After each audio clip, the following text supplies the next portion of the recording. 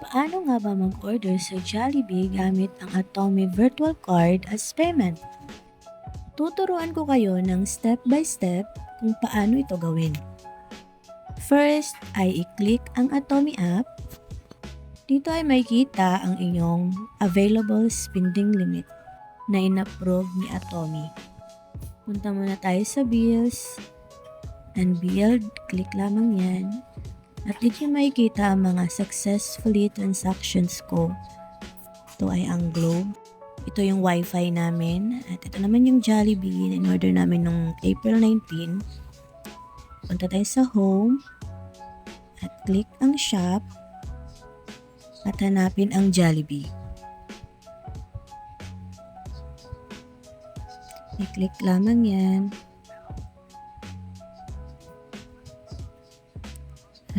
Ito yung website niya na mismong nasa Atomy app. And i-click ang order now.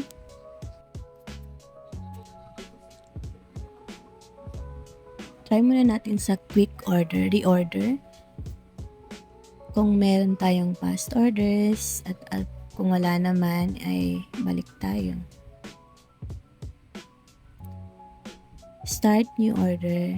Dahil example lang to, pipiliin ko yung cheap chicken with drinks na 105. I-click lamang yan at i-confirm. Okay.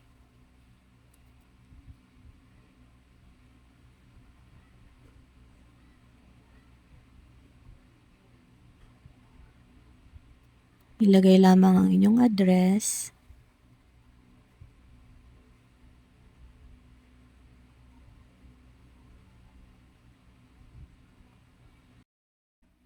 At pumili ng branch na mas malapit sa inyo.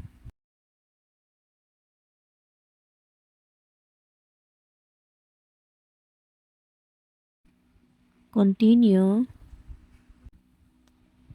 Dito ay mamimili kayo ng mga drinks. Next. And then next. Click nyo lang kung may gusto kayong i-add. Note, kung wala naman ay no thanks and check out.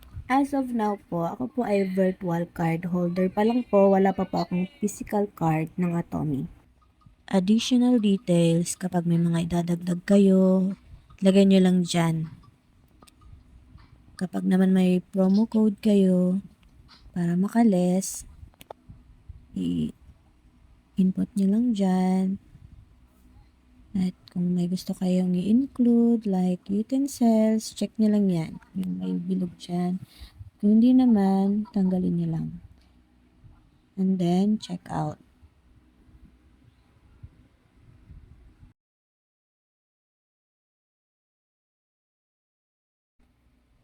Ito na yung last part.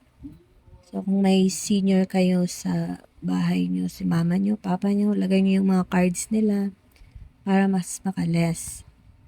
At kung meron kayong vouchers, lagay nyo rin dyan.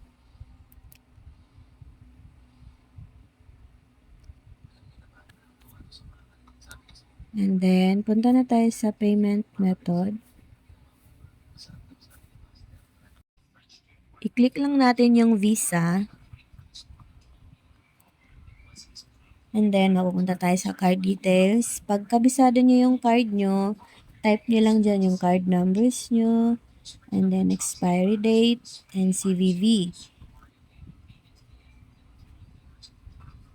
Guys, mga tinype ko dyan, mga examples lang yan. Hindi talaga yan totoong card number ko.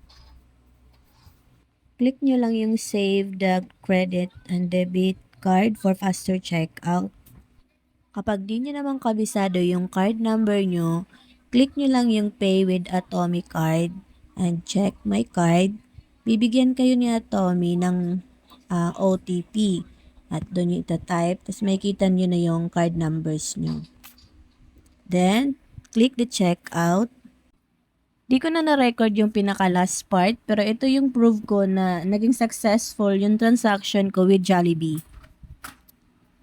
Ito, yun si Jollibee online. I hope ito po ay nakatulong and thank you for watching. Bye!